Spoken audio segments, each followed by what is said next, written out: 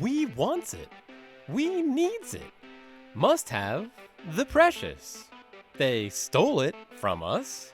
Sneaky little hobbitses.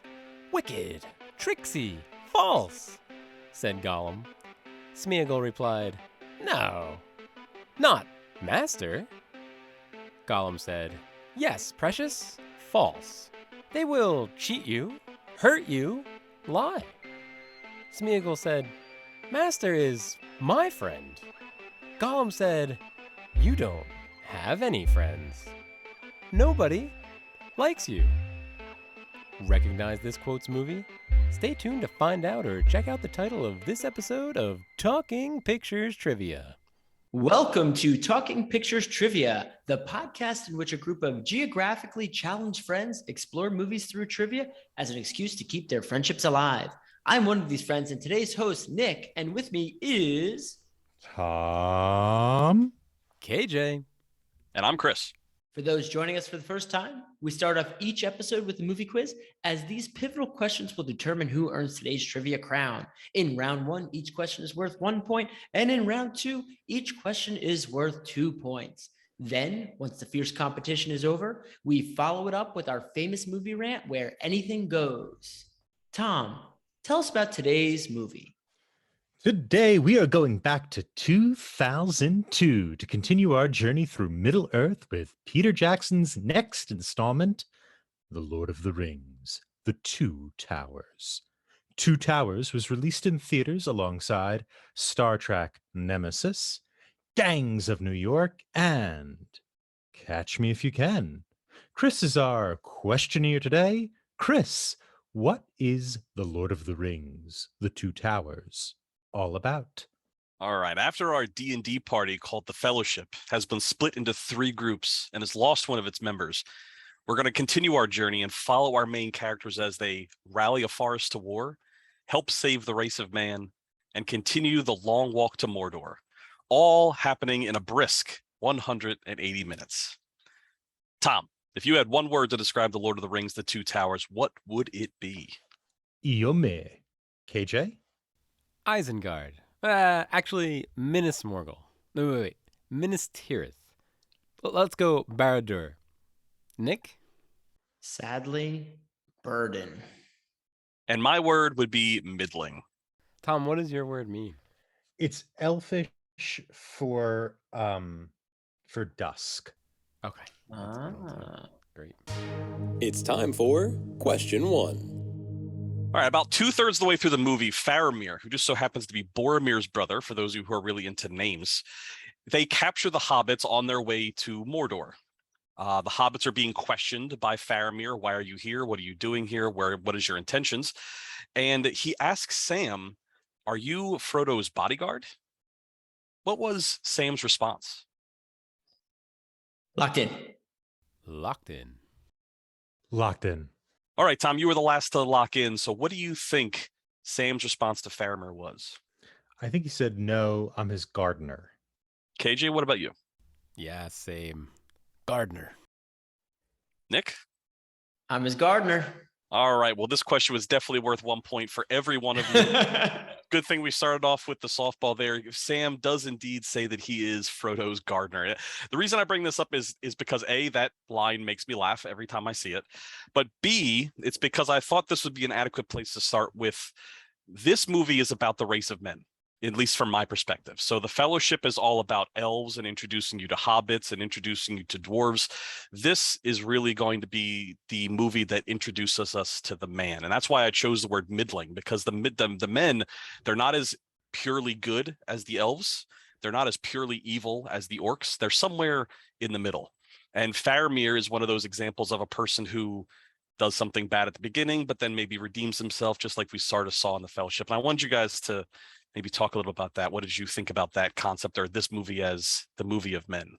I think it's a really good way to put it. I hadn't thought of this movie specifically as the movie of men. I mean, this trilogy is about men inheriting the world.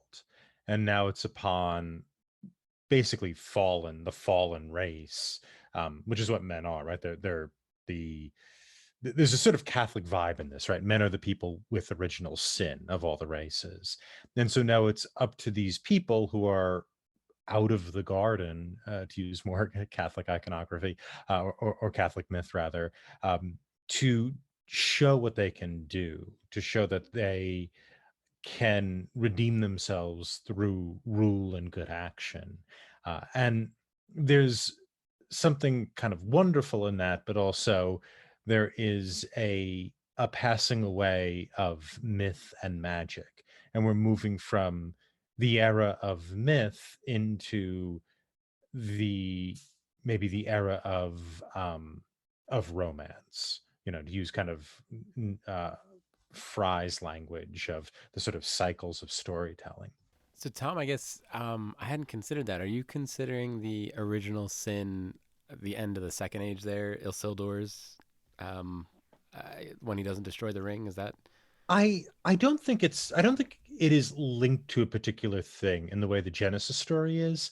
What I think we see is man is more or less juxtaposed against elves in this. Then yes, there's hobbits, there's dwarfs, there's 80 species of orc or whatnot. But what we see is that men and elves have a particular relationship, and it is elves who, when they leave, are giving over the world to men. And elves seem to be more elevated. They don't seem to make the same mistakes in terms of moral judgment that men do. And I guess we could argue about that, but I think it's a character of something. I think it's a recognition that humans are flawed as opposed to there being a specific original sin. There's so many directions I can go right now based on those initial premises. I do think there's some validity in, if you're going to go down that original sin path, to Isildur's bane and him keeping the ring, but now going into the different races, this movie does focus on man, but man is not the only one who was corrupted. So the dwarves have already kind of fallen. We didn't really talk about it, but anytime we're introduced to the dwarves, they were too greedy. They dug too deep and unearthed things that shouldn't have been unearthed. So they've already fallen. The elves hightail it out of here at the first sign of trouble. And this breaks into the book a little bit, but the elves never come to Helm's Deep. That is Hollywood, okay? So this movie would have even been more about man as a race, okay? The human race, because they're the ones doing the last stand. They're the ones fighting the armies of Isengard, and they're the ones who are going to fight the armies of Mordor directly. So I know I just branched off onto 20 different things, but I would say I agree with Chris's premise that this is a story about man, even more so than the movies present, but they were all flawed at some point. And if you go back past Isildur's bane to actually when all of those rings were given out to all of those races, you could even say that's when everyone said, oh, I can have power now. And that's where the corruption began. So you really could spin off in 20 directions if we want to go down that path. But the people who become the ring wraiths are not is it 8 dwarves who get rings and 3 elves? I think it's 7 for the dwarves. 7 dwarves. I know it's 3 elves. But it's the men who become most corrupted. But I think you're right. Yeah, I and I think that's part of this. The elves are actually able to handle the power, but they also need to step away. They need to kind of become legend, right? They're present. They need to become legend so that man can show his mettle. But I do think you're also right, Nick, that like the ring corrupts everyone. And I think that's what's at stake, is that either the age of man can come around or this sort of perpetual darkness, right, that no one can fight against. So in the end of this film, Faramir shows his quality. We'll find out if man, the human race, will be able to show their quality by the end of the trilogy. I always just like that phrasing. Prove his quality. So I thought the choice to have the elves give man another chance at Helm's Deep was a very strange change to the story, because then men didn't stand on their own. They still needed help for Helm's Deep. Yeah, I I like never the book quite better. understood. Sorry. Yeah, I agree. I like the book better too. I never quite understood why either Peter Jackson or whoever made that change to the story. Because the elves look cool and they're ethereal. Well, what I was telling my wife when this happened, I was like, if I were those elves, I would have hightailed out there too, because they're immortal. If you don't die in battle, you live forever. Well, and Tom, that's what I was going to say to you. The reason men seem to make mistakes over and over and over again is because they're mortal. So elves have a much longer memory, and that's why the Nine were so easily corrupted, because Sauron offered them immortality, which they don't normally have. I believe dwarves also have a longer lifespan. There's a common misconception that there aren't dwarf women, but it's because they look like the men so much. It's the beards. I don't want to drag this question out too much longer, but to answer your question, like why the elves are there, apparently the studio had requested Peter Jackson put Arwen into connection with Aragorn, because that love story was kind of stagnant. You have the third part of the love interest when you have the woman from Rohan, but that you didn't have Arwen. So there's actually footage of Arwen fighting at Helm's Deep with Aragorn because they wanted to have that connection. So that was, the elves had to go because Arwen was going. And they took Arwen out and they kept the elves in just because I guess it was too ingrained at that point. But that's why they showed up. I agree with you completely that I think it would be better if it was just the humans, but it was actually a production movie. It was a movie reason why they actually showed up. It's time for question 2. All right, for question 2, we're going to go all the way back to the beginning of the movie. In fact, we're going to go to what they call the prologue of this movie. Not as grand as the first one, but still a prologue indeed. So as we're sweeping over some of the snow-capped mountains of New Zealand that are taking the stand-in for Middle-earth, we're hearing Gandalf saying different things from the previous movie. We're hearing Frodo yell and scream and be scared of orcs. And then we get a replay of Gandalf's fight with the Balrog as they're leaving the mines of Moria. Gandalf faces down with the Balrog and says, "You shall not pass," one of the famous lines from the Fellowship of the Ring. And then as the Balrog fell, because the bridge had fallen, it catches Gandalf by the leg with one of its whips. What is Gandalf's last words to the Fellowship as they're leaving the mines of Moria? Locked in. Locked in. Locked in. All right, KJ, you were last. What was your answer to this one? Fly, you fools. Tom? Fly, you fools. And Nick? Fly, you fools. Well, my questions apparently aren't challenging for you whatsoever, because all three of you got this one as well.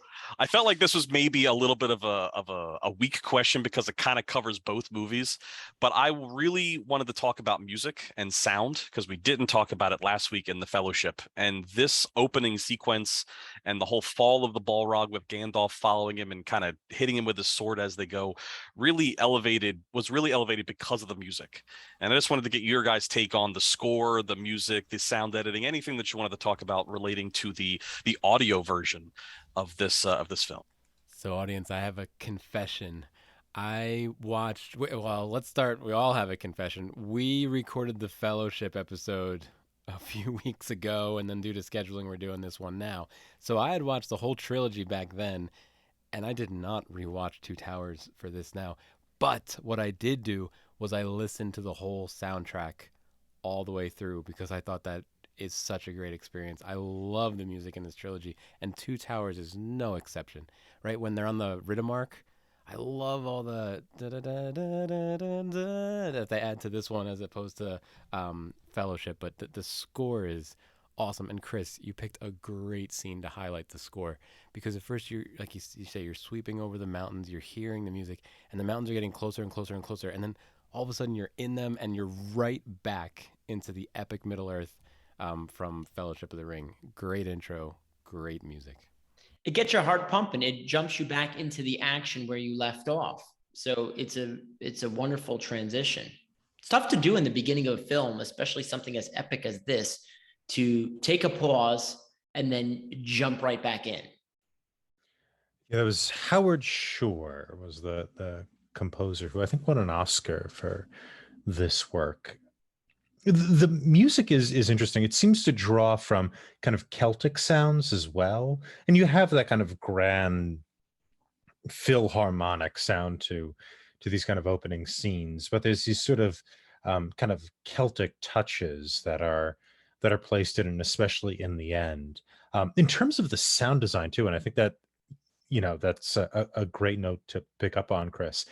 Uh, the sound design is really kind of varied, and I think of what makes this movie so much better than other kind of epics that we've seen is that there's something sort of hypnotic to a lot of the scenes, and we have that kind of telepathic scene between Eowyn and Aragorn. A lot of that is made with the sound, with the sound design, the way the voices have that kind of whisper to them in those scenes. That is at a great variety with, let's say, the Battle of Helm's Deep, which is kind of present and visceral and guttural. Um, yeah, it's lovely, and also kind of bringing everybody back with those little voices that sort of pop out of the mountains is very nice. It's an interesting problem too. How do you transition back? Because since all these movies were filmed at the same time, as everybody and their mother knows, what makes these movies so different from, let's say, the Godfather films is that you're watching the same performance. It's not a new performance of an old character. It's the same damn performance, you know. And so when you watch all these movies together, they kind of make more sense than watching them separately. And I think that little detail you picked up on, Chris, is a great way to deal with the practicalities of having to divide up a 12-hour movie into units for your audience. I don't know, Chris, what do you think of the sound design since you brought it in? I think it's awesome. Some of the I like Nick have that gigantic box set that's got the 20. It's got it's a 4-hour movie and it's got 12 hours of extras that tell you everything you need to know about the movie. Seen every bit of it, every bit of it. And just going through, like, I take for granted some of the etherealness of the elves and some of the different sounds they make. But you're right. It puts you right in that scene, and it gives the scene a magical quality when you hear them talking in that kind of like elvish talk and that kind of ethereal whisper to it. I found that the last time I watched it, I actually watched it with the extra scenes, and I realized that I didn't know this, that John Rhys Davies, who's Gimli, he's also Treebeard, and that they took his voice, they recorded it as him. I didn't know he's... This is an interesting, like, I found it interesting. I don't know about anybody else, but they took his voice and they recorded it, and he really didn't change his voice at all. But what they did was they made this baffled box out of wood. So basically it was a speaker that would blast into a wooden box that had different baffling, different buffering agents in it. And what they would do is they would play the voice track through it and record it as it came out the other end. And they said that it gave it more of like a wooden quality, or like a wooden instrument quality. So they did that a couple, like 2, 3, 4 times. And John Rhys Davies, who didn't really change his voice at all, turned into Treebeard because you were getting this like weird wooden resonant sound to it. And so that was, I'm sure other movies do things like that for exactly these purposes, but to see it in this 12 hours of extra footage was really fun. I must have known that over a decade ago and forgot it because I definitely watched that whole behind the scenes. Yeah, I think it's that's a great detail, Chris. I didn't know. I knew Jonathan Rhys Davies voiced it. I had no idea they did that thing with the with the wooden box. But I think that's maybe you guys could talk about this as well. But I think that's why we love this and also love the book, even though the book is doing very different work from the movies. They're both obsessed with details. Like, these things work through accrual of detail, and with this movie, it's production design, that kind of detail in the sound. With the book, it's he wrote like whatever 17 languages or something in his a little obsessive way. But I think that's what makes both of these things so magical, is that there's just it's so fine in its detail. Yeah, I think that's why Peter Jackson was such the right choice for this, because he puts that detail in, even if it doesn't show up on screen.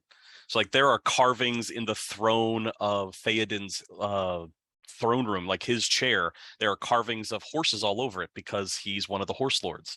You don't even see that when you're watching it on film, except for the gigantic horse heads on top, but they're there. And the fact that they're there is what makes the movie deeper for me, I guess.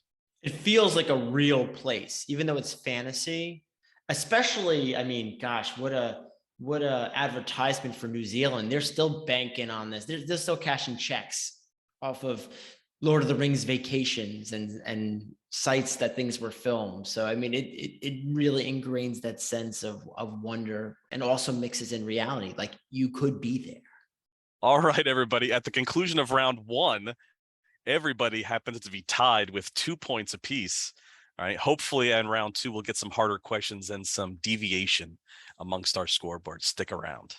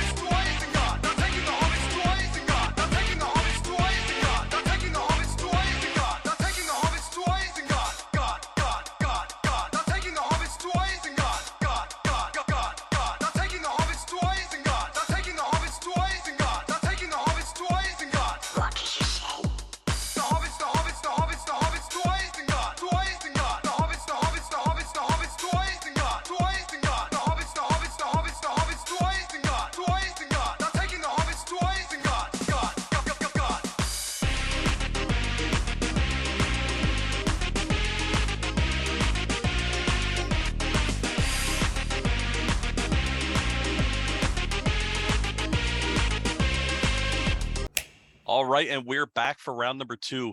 Before we get there, though, there's always one question, but since the guest is actually quizzing today, figured we'd ask the entire panel, what would be your quintessential sequel to The Two Towers, regardless of the fact that there actually is one? I have an idea. So, what we have is a Homeward Bound style story featuring the Nazgul and a Ringwraith. After the ring has been destroyed, the Nazgul and his Ringwraith, now free from the power of the ring, decide to return home to where the Nazgul is from to see his parents once again. The Ringwraith, restored to mortality, decides to go with the Nazgul on a grueling journey up north where they laugh, learn, love, and together realize the deeper things in life. Sounds good, but that's got to be a sequel to Return of the King, Tom. We can't use that here. The audience hasn't. The ring hasn't been destroyed. Spoiler alert, Tom, the ring gets destroyed. You got the wrong movie. That still goes. Would you like us to cut and copy paste that? No, that's going to be the sequel to the Lord of the Rings trilogy, and the next week I'm going to have another sequel ready. Nice. So don't you? That one's actually going to be a prequel. No. We're going to follow different people after the fall of Sauron. So, Treebeard was pretty cool.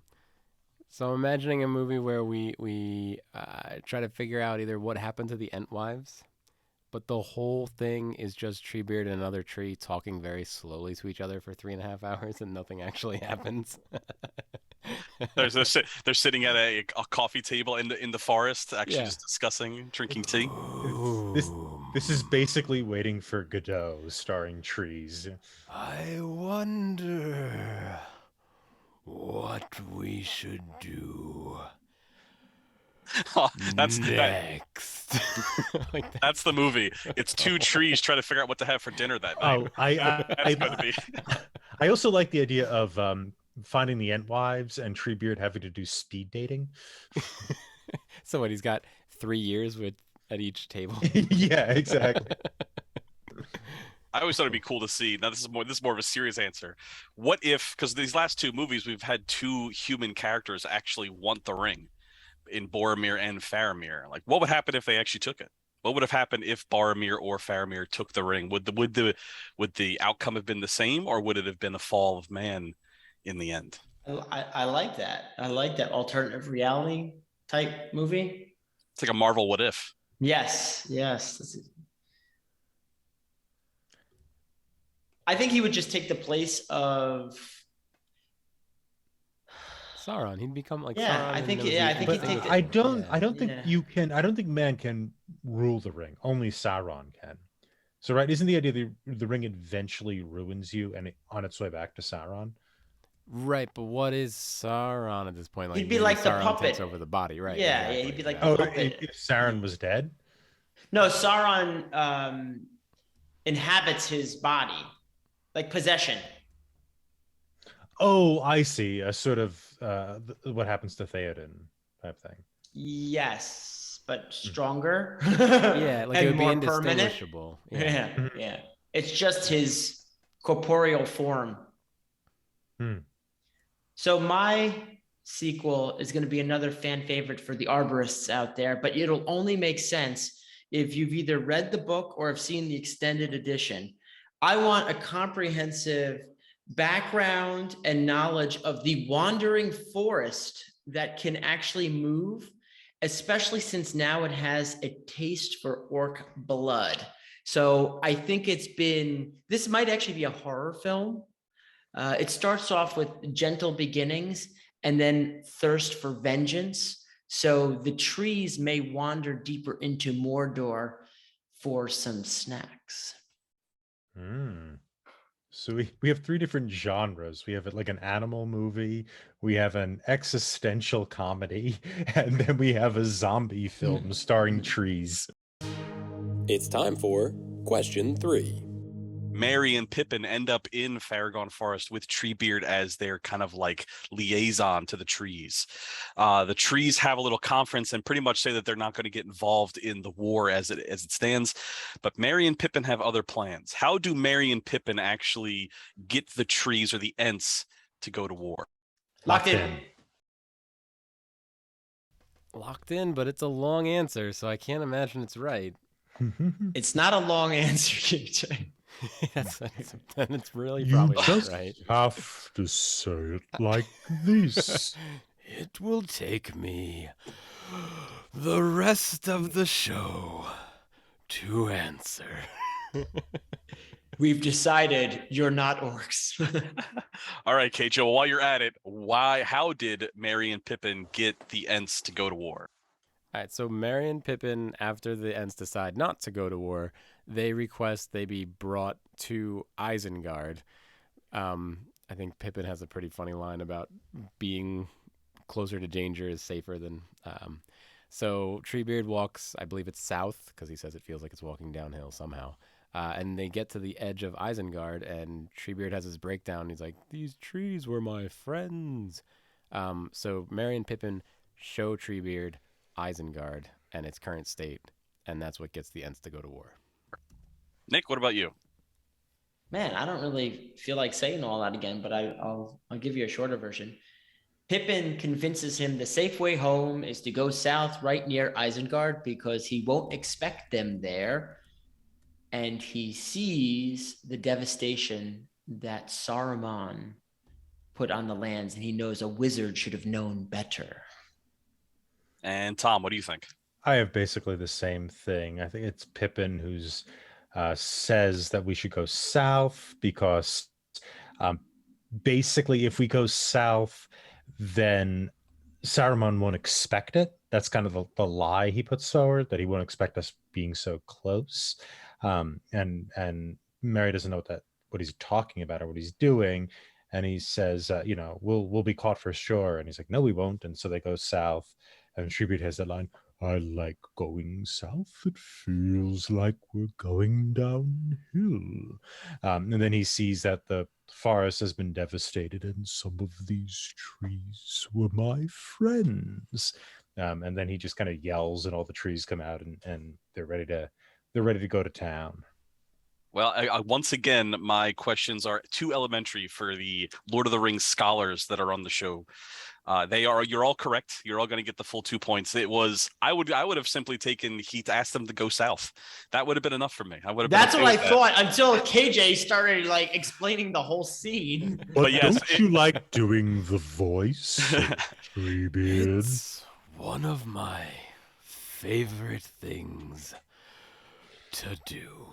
So yeah, so originally, and the Ent was taking Treebeard was taking the hobbits back west so they could go back to Hobbiton, and I don't remember if it was Merry or Pippin actually suggested they go south because they wanted to Pippin. show the Pippin. devastation.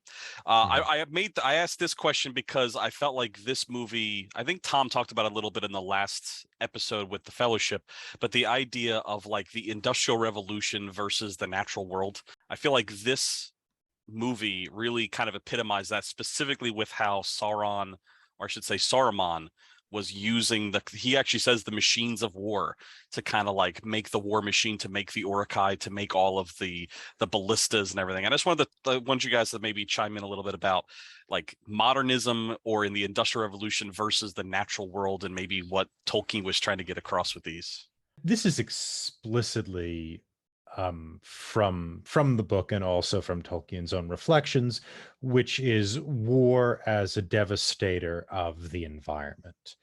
Right? He saw World War I, which is, you know, the embodiment of all things that are negative and modern, and you know, modernism.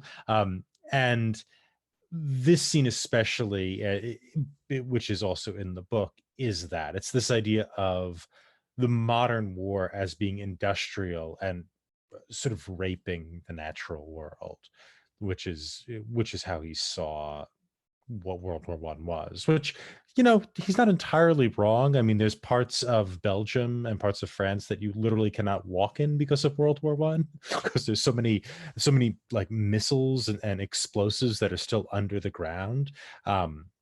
And I think that's when you see that even contemporary, like in the Battle of the Somme, that land, which is still disformed, disfigured from a war that's been over for more than 100 years, you could kind of see the inspiration for what Saruman is doing, which is destroying the natural world in order to create war. And you saw him, I believe, I could be wrong about this, making the Uruk-hai, right, which is also kind of a deformity of nature and kind of reflects on our conversation about Frankenstein that we had a few weeks ago in one of our episodes. You know, there's something entirely unnatural about how Saruman operates in this world, and it seems to be through mechanization. One of my favorite things about the whole the Ents coming to Isengard is there's a brief moment where you see Gandalf the White kind of look like Gandalf the Grey.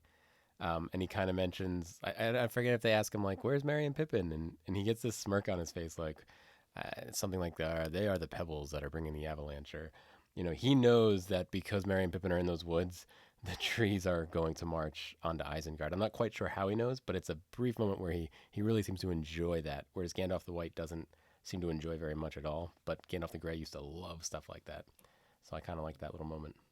When you were bringing up a small part of the scene when they're fighting back against Isengard, I thought you were going to bring up another minor detail. So there's this one Ent that unfortunately catches on fire, and I always find it quite satisfying when they break the dam and he jumps in the water. I'm like, yes.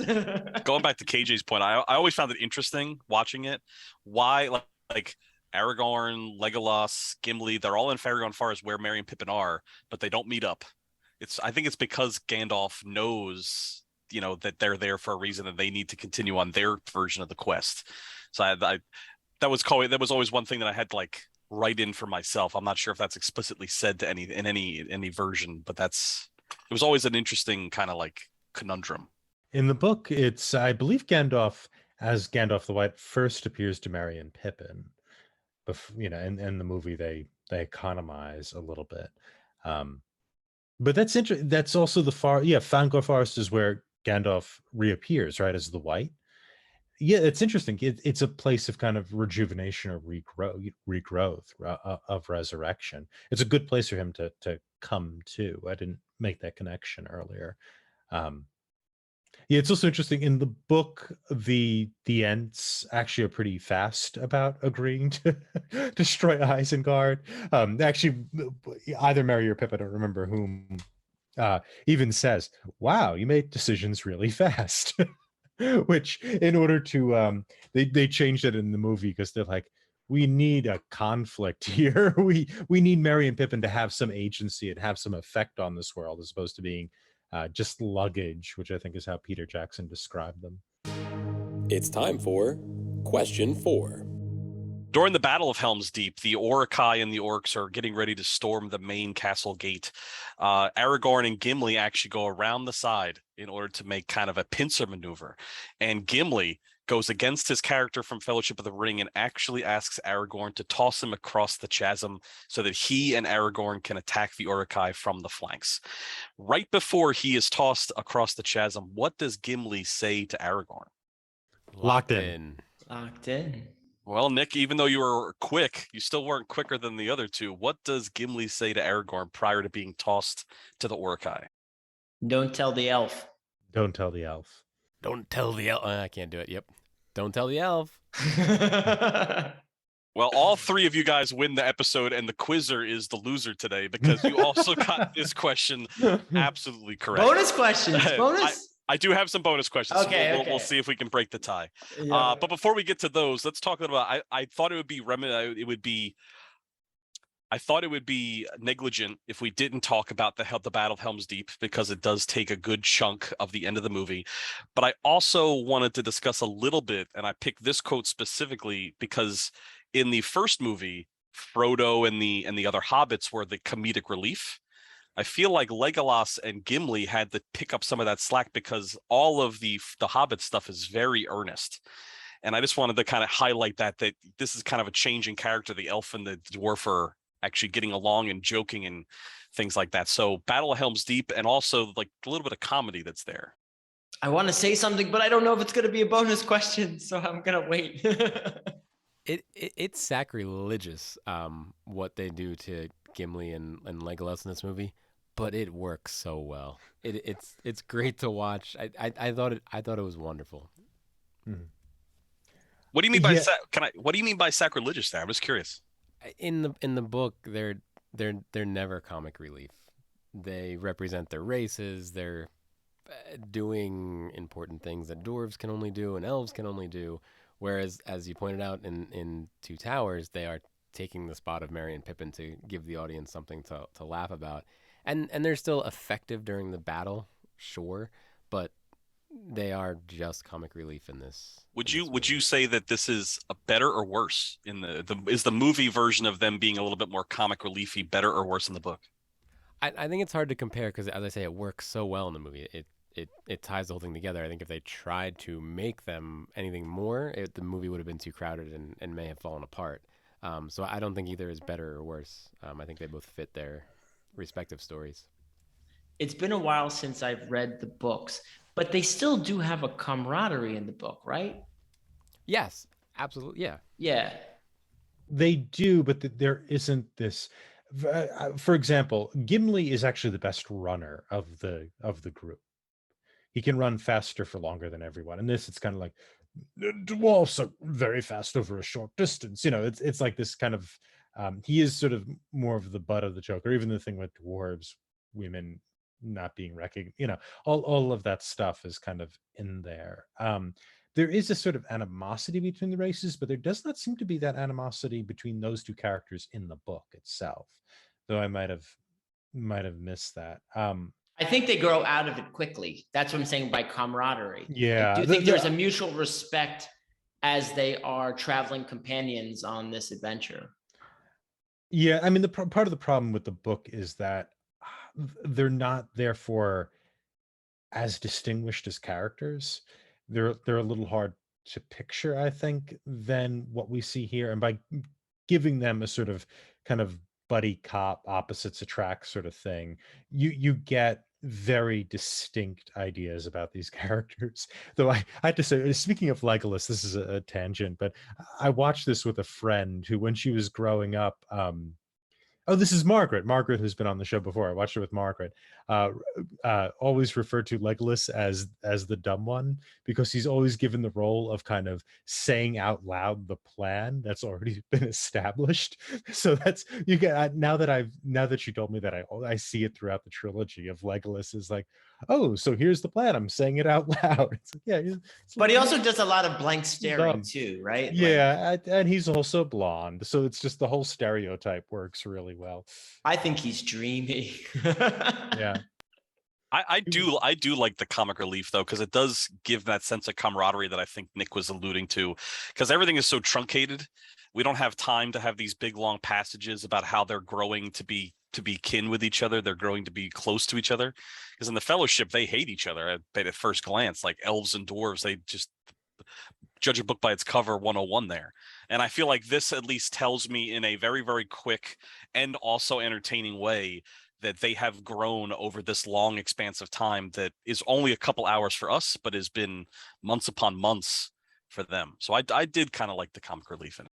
What about the entire battle itself? What did you guys think about that? It's remarkable how much of the narrative of the battle you can notice, retain, and follow. And it's also that beautiful design which comes from, oh, I can't remember now the name of the artist who designed that. I think his name is Alan Lee. Thank you, Alan Lee. Very good. Alan Lee did the kind of art of the books in the 90s. He did them early on and then was brought into the film. And I think Helm's Deep was the first set that was actually built and they did miniature films on, which helped them actually sell this movie. They were able to show these kind of this set and these shots in order to get producers to get on board with this. But the battle, you can follow it very clearly, even though it is very long. You can see the design of Helm's Deep very clearly, how the orcs attack works. There's a lot of kind of humor as well as tragedy in these battles, especially with our elf friend who gets killed. That kind of stands in for the tragedy, even though I forgot his name right now. So it's like a remarkable little bit of work they do, and even things like the ladders that have the orcs on them, and watching those things go up or fall down is really entertaining, even though I think most of that is even inside a computer. And it just makes you realize that actually the quality of CGI doesn't really matter that much. It's still how well you can tell a story. And my theory of fight scenes is that there's sort of like dance choreography. Can we follow the actions and intentions of the dancer through the choreography? That's kind of base level or foundation. And I think that's true here. And it's remarkably successful. What was great about this whole sequence is that you could see the waves of the battle evolve. A lot of times in movies, you just see two masses come together, swords are in the air, and there's some blood and maybe some decapitations, and then it's resolved. Here you could see the battle plan, just like Tom mentioned. The first part, although I'm not sure about the Olympic runner with the torch, but that's besides the point. You see the evolution of the plan. The outer wall is broken. The bigger ladders come in, like the whole thing, all the way back to they're stuck in the caves. So it's really cool to see every piece of this battle evolve until the end.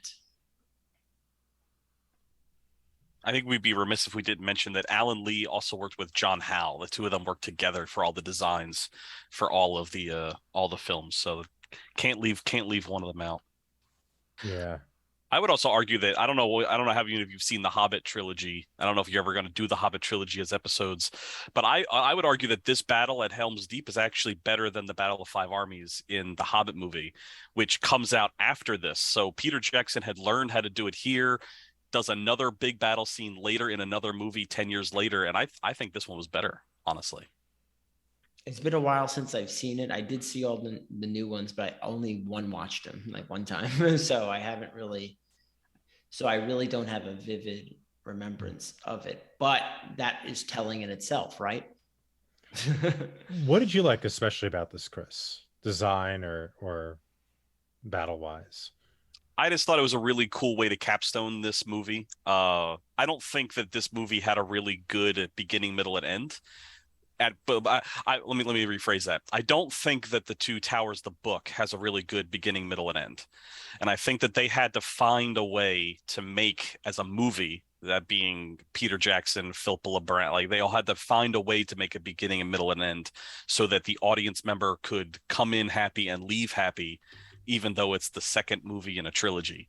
And I think the Helm's Deep fight was a really good capstone that made it an entertaining and fulfilling ending, while still not answering the really overarching plot questions of where the ring's going and all the other things. So I did like it in that fashion, and I thought it was just a really well shot fight sequence.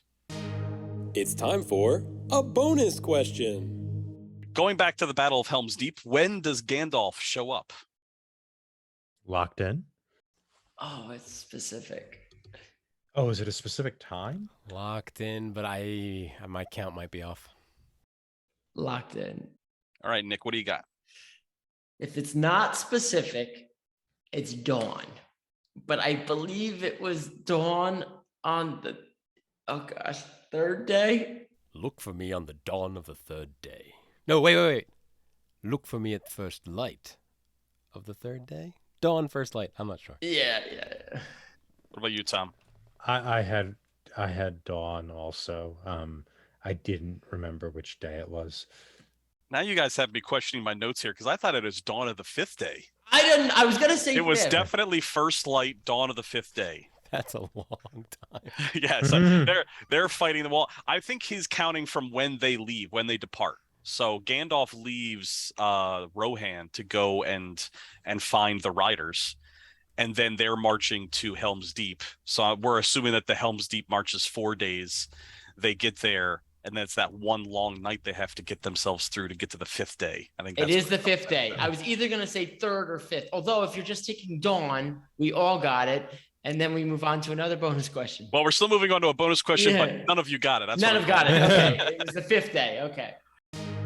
It's time for a bonus question. All right, so let's go to the very end of the movie. What is the last line of the movie? Oh, locked in. By a character or voiceover? It's by a character. Sound like me. I'm gonna lock in with a long answer. I think I have the spirit of the question, but I don't think I have the words. I'm going to also lock in. Something to the effect of, "Come on, hobbits, this way." Tell me more about Sam, Dad. I want to hear about him and his adventures. Something like it was definitely Smeagol, but it was something like, soon the precious will be ours. Come along, something like that. This is a tough one, because Nick and Tom, you're on the right track, but he actually says, "Follow me." It is Gollum that says it. He says, This "Follow way. me." This Yeah. way, follow me. Yeah, I remember Alright. like it ends on the on the split personality thing. It's time for a bonus question. What is the last visual that we see before we fade to the credits? Locked in. Oh, locked in. Is it a red falcon again? Locked in. What do you got, KJ? I'm gonna say Barad-dûr. I thought it was Barad-dûr. It's the Eye Tower and also the Mount Doom. Right, you can see both of those. They start by going up the stairs of Minas Morgul and over to see Mount Doom and the eye atop his tower in the distance. All right. Unlike the last question, all three of you have this one correct. I have one more tiebreaker, and if we can't break the tie with this one, then I'm the loser, I guess. This And is the eye tough... gives a wink, right? Yeah, little wink to the audience. It's time for a bonus question. How many times do we see Smeagol save Frodo? Price is Right rules? Sure, Price is Right rules. I'm gonna lock in, though I can't think of the individual instances. Locked in, but I can only think of one, so I'm just gonna pick a number a little higher than one. Locked in. What do you got, Nick? I have 0 in this film. KJ? I'm gonna go 2 because I'm pretty sure they walk through the swamp and don't look into the lights. I thought that was Two Towers, but could have been Return of the King. I'm gonna go with 2. Tom? I also had 2. Sorry, KJ. No, that's good. That means unless Nick's got it, we keep going.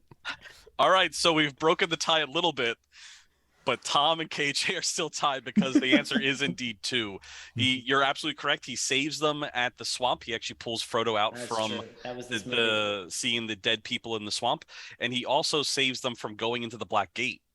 So they were gonna run into the Black Gate following the that's marching army. right. Yeah. Oh, yeah. He actually grabs both of them by the collars and says, "Don't go that way. Let's go this way," which can be assumed as he is saving them. You sure you don't have bonus 5? That was the last one I had written down. All right, here's how we'll break the tie. Tom and KJ. No, we usually do everyone, even a loser like me. We do. All right. So here's another one that we'll do. One of the things I wanted to put in the movie rant that we'll make into a question at least somehow is that this movie really highlights a lot of Dungeons and Dragons tropes. Last episode we talked in the Fellowship how Gary Gygax was very influenced by D&D, or influenced by this movie when creating D&D, and they actually bring up a lot of different things. Like, I'm not looking for specific names of spells, of course, but like a lot of things that are typical of elves or dwarves or wizards in this movie are on the screen for the first time that translate directly to Dungeons and Dragons. So how about we go like around, and the first person, we'll kind of go until somebody misses it, and then we'll kind of eliminate somebody like that. Does that make sense? Yeah, but Chris, do you remember Tom's character last time we played D&D? I don't know if we want Tom to start bringing up these things. All right, I got one. The title of this movie is The Two Towers. Which 2 towers are they referring to? Oh, I know. Locked in. That's a trick question. Yeah, exactly. So then I think, Tom, what are you locked in with? I'm locked in with Barad-dûr and is it Orthonic?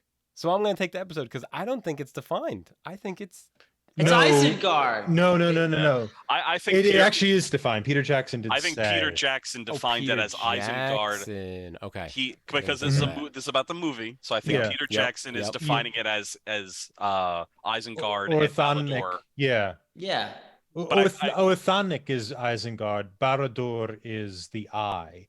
But the book, it's 2 different ones. It's Orthonic, and then it is a tower where the Nazgul live. It's actually a different tower. Oh, that makes a lot more sense, actually. I like that. Yeah. So Peter Jackson did intentionally change what the 2 towers were. So Chris, you're the host, but I'd give it to Tom. That was a pretty. Well, actually, okay. If I want to bow out of this one, I can give a tiebreaker. Sure, let's hear it. Yeah, go for it. Okay. How many kills in the scene of Helm's Deep did Gimli have? 47. All right, locked in. If you guys don't get it, then I win. How does that work? Did you lock in, Tom? I did. Yeah, I locked in first. I actually said my answer too. Okay, KJ. 48. I have no idea. I thought in the book it was 46, 47 with Gimli at 47. I think that's the same in the movie, but now I'm getting them mixed up. Well, you're both wrong. Legolas had 42, Gimli had 43, and then Legolas shoots the twitching orc that Gimli is sitting on, saying it's now tied at 43. Although Gimli's axe was in his brain, which is why he was twitching. Was this from the extended cut? Because I watched the theatrical today, and I don't remember that part. Oh no! Then maybe it was extended. I would have loved to have used that thing, but I remember there being a scene like you describing of them actually counting down what their deaths are, what their death numbers are. But it wasn't in the theatrical version. I did watch the extended edition, so I may have just biased this whole episode. In the original, he only gets 41 kills. Yeah, I'd say let's give the episode to Nick, right? Are you all right with that, Tom? Oh, I don't care. I really don't care. Sure. No. I think that all 3 of you should get the episode, and as the quizzer, I think I get final say. So you do. The 3 of you guys have a perfect score, except you didn't know what the last line was, so we're gonna put a little asterisk next to it. But otherwise, good job, fellas. To be fair, I think we all had a commendable performance today with 2 towers.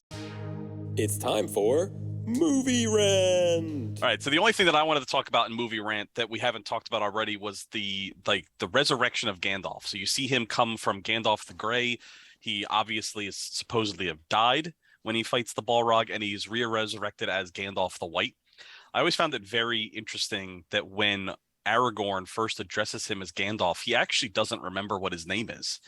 Like he actually has this kind of epiphany. He's like, "Oh yeah, that's right. That's what they called me." And I was just, what do you guys think about that scene? Because that always kind of confused me a little bit.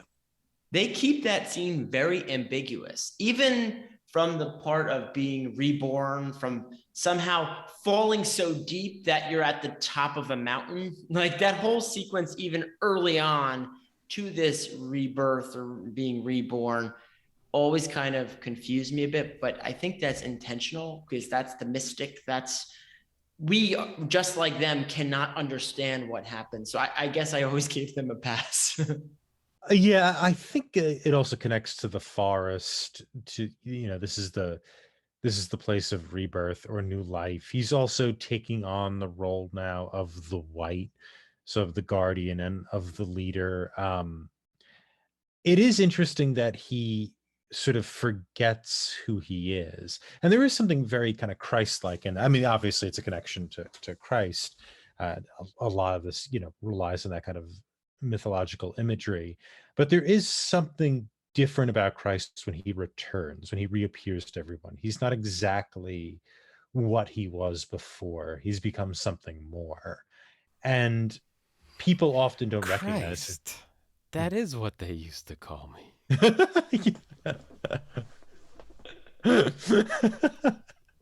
Indeed, that's one of the Gnostic Gospels. I thought I remember reading somewhere, and that's why I was kind of bringing this question up. But like, you guys could maybe refresh my memory if you read it. That apparently the Middle Earth always has to have a white wizard. So like they all have these like different roles that they play. So Radagast is the brown wizard, and Saruman is the white wizard, and Gandalf is the gray. And they all play their own parts. There's actually 2 blue wizards too that are never in Lord of the Rings. Mm-hmm. And then like what I took from it after hearing that small little snippet was that Gandalf had to take the mantle of the White Wizard because Saruman had fallen in league with the bad people, in league with Sauron. And that's what I was trying to interpret. I have no idea if that's true. Mm-hmm. I don't know. I don't remember where I read it or where I heard it from, but I was just curious if any of you had ever heard that interpretation. There always had to be a white wizard. So that's why Gandalf was actually resurrected and brought back, because he's some magical, mystical being. So if the Lord of the Rings is the history of England, who's the current white wizard? I know you told us that last time. I'm still not buying into it. Like, even if it's right, it just kind of takes me out of the fantasy. That's the only reason. You use that word history, KJ. I know. I use that word intentionally. Well, one thing I'm looking now, because I don't know if there always has to be a white wizard. I don't remember that. It's Sean Connery. There can only be one. Yeah. I could tell you that like there's 5 wizards in Lord of the Rings, and so a few of them you just never see, and they're also all of this. They're all Valar, right? They're all the same species that Sauron is. In the book, it's interesting. There isn't any actual evidence in the book that Saruman is in league with Sauron. Right? He's never actually in communication with him in the book. Is that true? I don't remember. I mean, it's been a long time since I read. We don't have the movie. He's definitely in contact. In the movie, he's in league with him. In the book, he's kind of building up his own army, and it's indicated that he's potentially trying to do his own thing, trying to violate the world in his own way. But I'm trying to. Does that factor in interpretation? I'm kind of.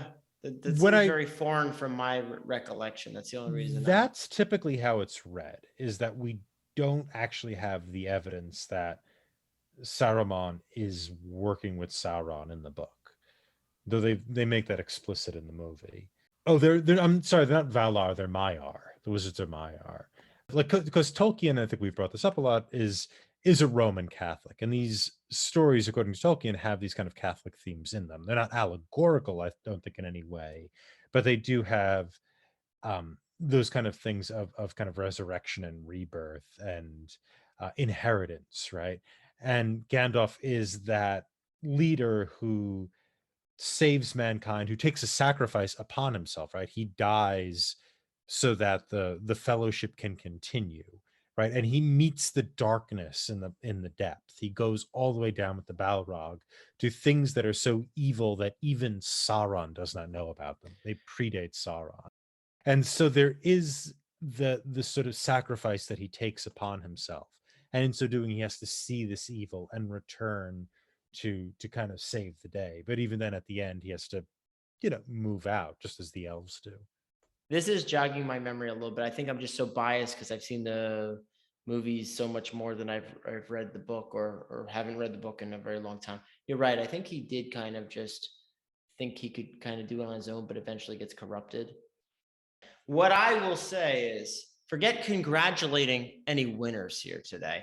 I want to congratulate the questionnaire for bringing such strong trivia. We just Well have done. seen this film a million times. So, Chris, well done. I can't wait to see what you have in store for us next week for the conclusion of the trilogy. Thanks a lot, Kaza. I don't know if that's deserved, but I'll take it. Thank you. Oh, well done. You made us feel smart, okay? We got a lot of things right, okay? Your brew was artisanal, questionnaire. You can find more of our content wherever you listen to podcasts, on our YouTube channel, Twitter @Talking Studios, and our website, talkingpicturestrivia.com. We're extremely grateful to all those who subscribe, like, follow, and leave a review. What do you think Tom's D&D character was? If you don't like that question, how do you feel about the elves showing up for the Battle of Helm's Deep? Let us know on Twitter, talkingpicturestrivia@gmail.com, or give us a call at 201-467-8679. You can find me on Twitter @ThomasLehman15 and check out our sister podcast, Talking Pictures Trivia B-Side.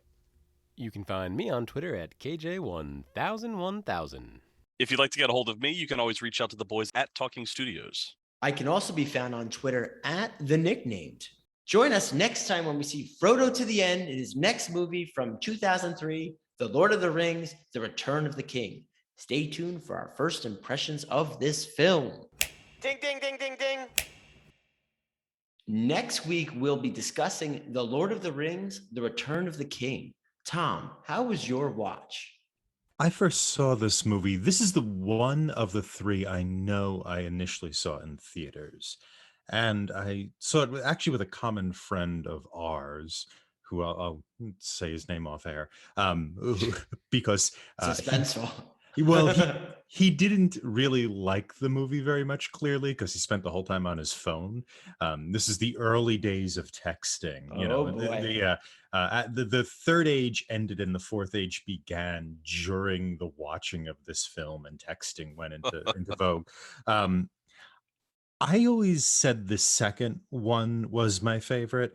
I think after watching this again, and I did watch it on my computer, like a heathen or whatever people who watch movies on their computers are accused of being, I will say I think this is my favorite of the three now, which is not my opinion going in. And I'd like to explore that. I think the movie coordinates different events in different spaces really, really well. I think, like, for example, scenes of people dying or being threatened with death in those different plots all kind of happen at the same time. And it creates a real kind of continuum of ways in which this project looks at death and the fall of certain heroes and that type of thing. And I thought I hadn't really noticed that when I first saw it in whatever it came out, 2004, 2002, 2003, yeah, in the theaters. I didn't notice how carefully these different scenes were coordinated, and I was really kind of taken back by it. I really loved it. Chris, how was your first watch? Well, not to sound like a broken record, but this was once again a movie that I saw in the theaters in my college years, and just like the other two, I really like it. I don't think it's my favorite, but I definitely enjoy sitting down and seeing it. I enjoy the conclusion of it. I enjoy the finality of it, and I think they ended on a really good place. And honestly, I just really like it. Like, there's not too much else to say. We've talked about these movies quite a bit, so I'm just going to end it there. KJ, what about you? What about your first impression? So I first I thought, oh, I don't remember seeing this in theaters. But now that I'm thinking back, I went. It was sophomore year of college, and I went with a bunch of students from the Progressive Student Alliance, and they had a lot to say about the movie not being progressive enough, which is a strange way to try to evaluate The Lord of the Rings of all things. So yeah, but this is probably my least favorite of the three. By the time we get to this movie, I still like being in Middle Earth, but it's just constantly wrapping things up. It's go, go, go, go, go. I really liked the book. I think in the book they explore some of Faramir a little more. I think the relationship between Frodo and Sam, they have more time to really capture that. But the thing I remember the most about this movie is guest of the show, friend of the show, co-founder of the show, Doug, loving Legolas on the elephants, the oily. He thought that was the coolest thing going. But yeah, I mean, audience, if you've watched the first two movies, you really should finish with the third here. How about you, Nick? It's tough for me to break these down. I've mentioned this in prior weeks. I see them almost as a collective. So if we're saying this movie versus that, in my mind, they're just one giant movie. So I enjoy every single one of them. And specifically with this film, yes, it's a conclusion of a lot of things, but of course, the one major pivotal moment in Mount Doom, I love that moment. It's just, again, we don't have to worry about spoilers. This movie's been out for a long time, but the way Gollum comes into play at that pivotal moment really gets me. And I'm sure we'll talk about that more next week. I don't want to sound too emotional, but I actually shed a little tear this time that I watched it, which I don't think has ever happened for whatever reason, but this time it did. I guess I'm getting older. It hasn't happened to Chris in Chris's history, not just watching. That's pretty much true, but yeah, it actually happened this time. His cold heart melted for our podcast. The Lord of the Rings, The Return of the King is available on HBO Max at the time of this recording.